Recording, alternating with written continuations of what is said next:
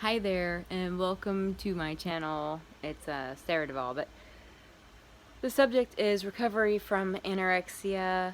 What happens, or what to expect after anorexia, or during recovery from anorexia? What should you expect from your body? What do you expect mentally? All that good stuff. Because I looked up that a few times when I was starting my journey to recovery. And, I mean, there was lots of girls saying different things about, what was happening to their body, what was to expect of them, of the body. And so I just got different responses. Sorry, I have a cat that's playing with my shoe. Anyway, so I'd kind of give you my take on what happened to me when I started recovering and actually eating again. First of all, it's hard. I'll say that. It's hard to actually get to eating again and stop routines that you're used to and add to routines and add food here and there because mentally you're wanting to get better, but that little voice inside your head is not wanting anything to do with adding extra food or, changing anything about the routine. They like the routine. They wanted to go further with the routine, but you aren't having it. So, first thing I noticed was I was struggling with having to add extra food without compensating with exercise. Because usually if I added anything extra, I would do extra working out, extra exercise to get rid of what I just ate. In my mind, that's what I had to do. If I ate that, I had to do such and such exercise to, counterbalance. So that's one thing you have to kind of fix right there. You have to eat without doing extra exercise. Let's talk about exercise for a minute. I say a lot, sorry. Some people are like, you're wanting to recover, stop exercising. Just stop. Cut it out. You don't need to exercise. You're trying to gain weight. Stop the exercise. Don't do it. That's just ruining the purpose of eating extra, trying to get better. You're ruining the whole purpose of eating. Stop exercising. Just stop. And, that might work for some people. Some people can cut cold turkey. Just stop. But that wasn't for me. I could not just stop exercising. That was a major trigger of not eating. I was like, oh my gosh, I'm not gonna be exercising. I just can't eat. So that wasn't good for me. Some people may be able to do that, but not me. I had to do my exercises still, my routine. I had to keep the routine. Now, I have some tooth.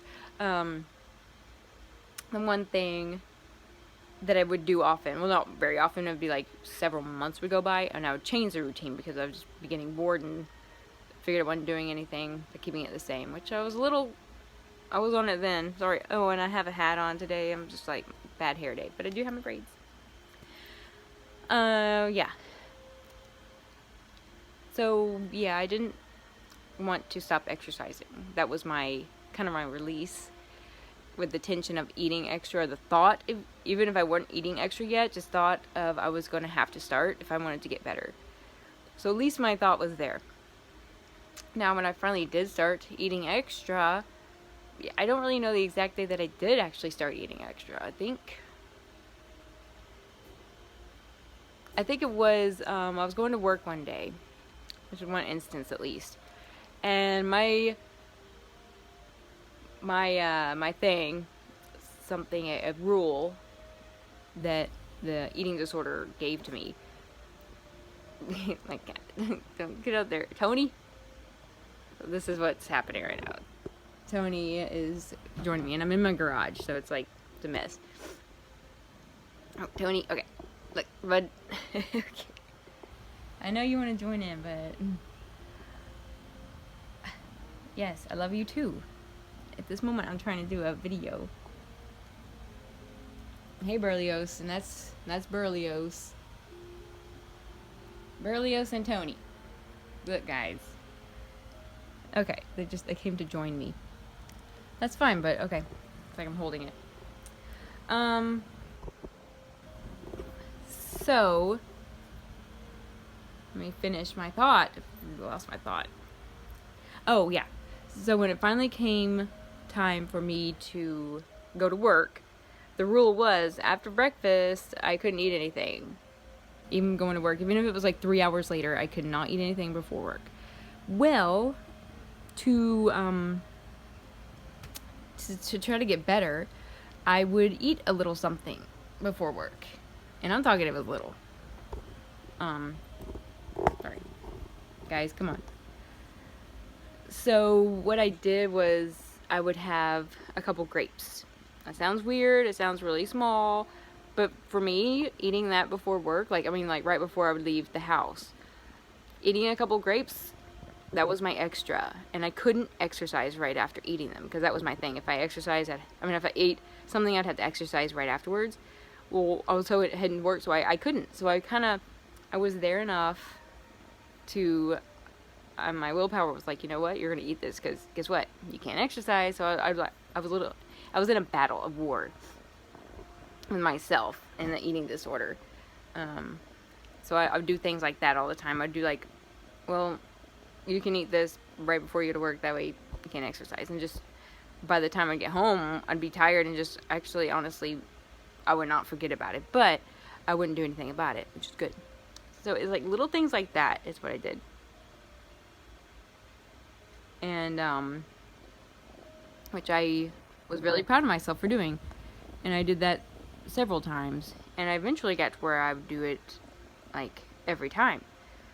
And it would be, like, maybe even something a little bigger. And then sometimes I wouldn't, just because I was either really full from breakfast, stuff like that. So, who's doing that? Yeah, so that was just a way to get going on it. Now, what did I see when I actually started eating again? I saw nothing. I was eating extra, but still exercising, mind you. It's almost like I didn't want to see anything, but I did want to see something. I wanted my arms to fill out so I could wear short sleeves. I wanted my legs to not look so much like chicken legs, and I wanted my face to fill in, to look not so chiseled and old. And I didn't see anything at first. I didn't even see any kind of weight. I was hungry a lot. That was one thing I noticed. I kept getting hungry, and I would eat I always heard it's best to go slow when refeeding, so I definitely took that into consideration and went really slow. So that was probably that's what happened to me. I just took it slow. I couldn't do big portions like I saw some of these girls doing on their anorexic recoveries. They would do huge portions and eat it and be like, oh my gosh, I'm miserable full, but I had to do this. I'm like, that's good for them. I'm glad they were able to do that, because that wasn't me. I'm too active. I couldn't be that full, and because I had to go to work a lot, and that was just not for me. So I just took it slow and did small portions, extra here and there, did my little routines, worked out. And I would cut out some things in my routine, exercise-wise. I would be, okay, I don't really want to do a certain move today, and I wouldn't do it. So I could tell I was getting stronger mentally, because I was able to stop myself from doing those exercises that I had to do before. So that was something that was happening to me mentally, is I was getting stronger, because I was like, wow, I actually stopped myself from doing this routine, and I was exercising nonstop for 10 years during major anorexia. I mean, nonstop, morning, noon, night, whenever. I just exercised all the time. So that was a big deal, being able to tell myself, no, I don't want to do this. I don't want to do this thing in this routine. I know I ate that, but I don't want to do this exercise. I'm going to go sit down, That was another big thing, is after eating or whatever, I felt like I could not sit down for very long. I couldn't even sit down to read a book.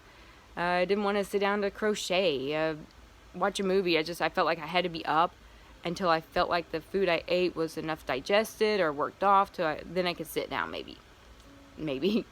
Now I have no problem sitting down. In fact, I look forward to sitting down, because I'm sitting down right now in my old rocking chair. So you can see how it's changed. And the body-wise, I really didn't see anything on my arms. The arms took the longest to come back. Legs filled in pretty quickly. The stomach, you will see a distended stomach sometimes, because that is important. Every vital organ is in your let's just do this area of the body. It has the most important organs and things that you need. I mean, they could cut off your arms, your legs, even like from your hips down. You could have that cut off, amputated, and you can still be living, because this area, your intestines and lungs and heart, that's the important stuff, and of course the brain. So of course the food and the nutrients is going to go to that area, and it's going to be, you're tricking yourself. The reason why you're going to see yourself get a little bigger tummy is because your body is not used to it. It is like, it's finding food, and it's like, oh my gosh, we have food, what should we do with it? So it stores it. It grabs a hold of it, because you've been starving it for so long, that the body grabs that food and it starts storing it. So then you do see the packing. You see the packing on. You feel denser. You feel just like, why is everything going to my stomach? It's like pooching. Of course, your pooch is not going to be that big. To you, you feel ginormous, but in real life, you go from like here to like there. And no one can even tell. They're like, you think you're big? And you're like, oh, I'm giant. Look at my stomach. It's protruding. And there's nothing really that big going on. You're going to feel like you're huge, but you're not going to be huge. You're probably never going to be a balloon and blow up like those people in 600-pound life now. That's not going to happen. Trust me. It didn't happen to me, and I'm like almost 2 years solid recovered. So I'm doing fine. You're not going to blow up. I mean, look, every time I'm like burning up, because I was always burning up, but look, I don't have a protruding collarbone anymore, and that's what I like. My face actually filled in pretty quickly, which was good, because I did not like looking chiseled, and like I couldn't smile without this part wrinkling up really bad. It looked awful and old. So my face filled in, legs, the booty filled in. Yeah, I finally had a butt. And my tummy area filled in, and my boobs came back. I actually have boobs. They're not flat little boy, like nothing there. I have something there now, so that made me happy, because it gives you shape, and I look like a girl. Yeah, because I am a girl. Yeah, so that happens when you start eating again in nice portions. And eventually my arms filled in. They just took the longest for some reason. I guess because they're not that important. I was gonna say, oh shoot, I lost my thought. Yeah, I like how everything just kind of went into place. It knew what to do. Oh, I know, portions. Don't worry about the portion sizes. I mean, if you have to go small, go small. The food, as long as you're eating something extra that you weren't doing before, that's a step forward, and that's going to help you push yourself to the next level. Even if you have to do the one extra something for a couple weeks, do it like that. One thing that freaked me out is when they were like, you need to eat big portions, you need to eat hamburgers and shakes and all this stuff that's going to put fat and meat on your bones. And I was just like, for the mental part of me, the eating disorder, that freaked me out, and that sent me into trigger. And the triggering mode was like, that's what runs anyone who's Tony is going through an eating disorder. The trigger will send you back into a relapse, or send you into a relapse. If you're doing good and then someone comes up and says, okay, we're going to give you cake, and I'm going to watch and make sure you eat it, and then that would definitely just be like, oh my gosh, no. And then that would be triggering, and then you'd be, miserable. So my family kind of basically left me alone. They would say stuff to me, but as far as me actually eating, it was all me. I had to do it for myself. No one could make me eat, finally, gain. So I finally did it, and I'm happy. So you might feel a couple other things. Sorry, I'm bouncing back and forth, but something else to expect when you're eating again is you might get constipated because your body's not used to having that much food. So I definitely suggest going slow with it. Unless you feel like you can go bigger, go bigger. It's all up to you. You're in your own body. You're the only one that can feel what you're feeling in it. But yeah, you have to listen to your body. I listened to mine, and I was tired of being tired. And I was tired of looking the way I was. And I was just like, I want energy again. One day I ate a banana before work, and I had like, oh my gosh, I've been missing out. I had so much energy. I mean, I was flying all over the place. And that was amazing because that was just one little piece of food does wonders for your body. Food is great. Food is fun. I love when it comes to, it's like I hate when I'm finishing my food because I'm full and I'm like, oh, I don't want any more. I'm looking forward to the next meal when I'm hungry again. Like breakfast, I look forward to breakfast. And I'm like, okay, when I come home, I'm going to have this and this and this. I'm like excited. As to before, I hated getting up in the morning because I hated eating. And I hated exercising because I just ate. But I wanted to eat, but I felt like I couldn't eat. Because if I ate, then I might put on some weight. So when I did eat, I had to exercise. But I really did not like exercising so much. Because it was like this big loop that you're having to fight. And I finally out of this stupid loop, and I'm on a straight path. So get out of the circle, try to find that opening that's going to lead you down another path to happiness. And Tony! Because it's wonderful when you hit that stride and you're going and you're like, this is it, I'm winning, I'm beating this disorder. Then you're on your way. That's the fun part. And I tell you, I can still think of the thoughts that I had, like when I'm eating, or when I was really bad anorexic. I still have those thoughts, but they're not the ones that are calling the shots. I know what I was thinking. I know how I'd look up stuff, calories, this and that. How much calories, always picking the smaller portion. I totally see that. I totally remember thinking all that, but it's just a thought. And it's not telling me what to do anymore. I'm the one in control. So I tell it what to do. And if I'm hungry for something, I'll eat it. And if I want to do an exercise here and there, I'll do it. And if I don't, I won't. I want to sit down for an hour and just crochet or watch some YouTube, something or another, I'll do it because I want to. And that's what I'm actually getting ready to go eat some dinner right now because I'm getting hungry. But you know what? I'm going to show you what's amazing and what I can do now. I'll show you something that I wasn't able to do.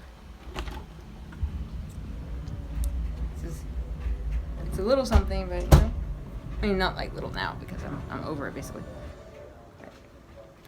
So I have my fruit basket. Alexa, off. Alexa's really loud. And I've been eating on this because I just wanted, but it's an apple before dinner.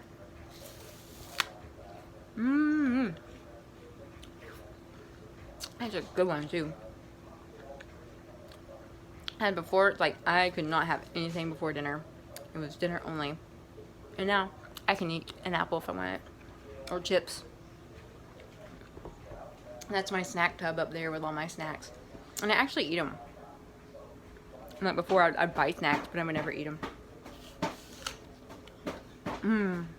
Alright, well, thank you for watching. Make sure to subscribe and follow my channel. And go eat, because I'm hungry. And I'm gonna go eat.